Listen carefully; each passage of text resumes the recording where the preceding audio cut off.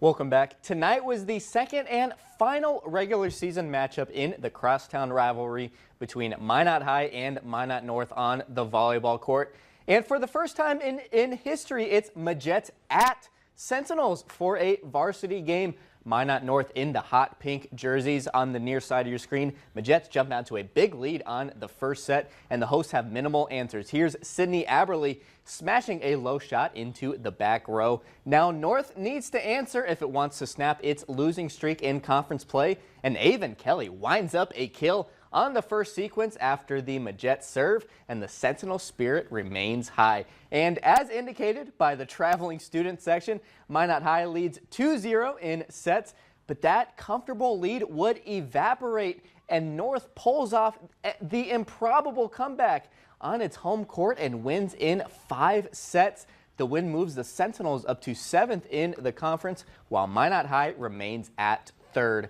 Here are the Class B scores from around the area. 5 of the 6 matches on here were sweeps.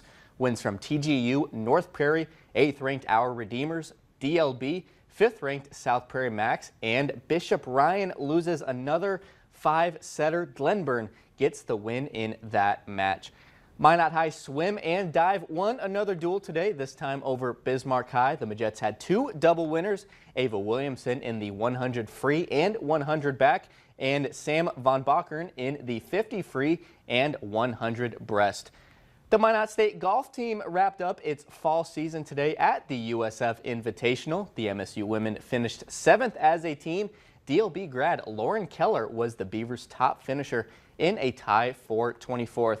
And on the men's side, Minot State finished in a tie for 3rd in the 36-hole tournament with Minnesota Crookston. The Beavers shot the exact same score as they did Monday, 301 and 301. Jace Carlisle led the way individually, placing 4th. He shot a 68 today, which was good enough to move up 20 spots in day 2. He entered today 24. You don't see that very often in golf, that high of a jump in the leaderboard. We'll be right back.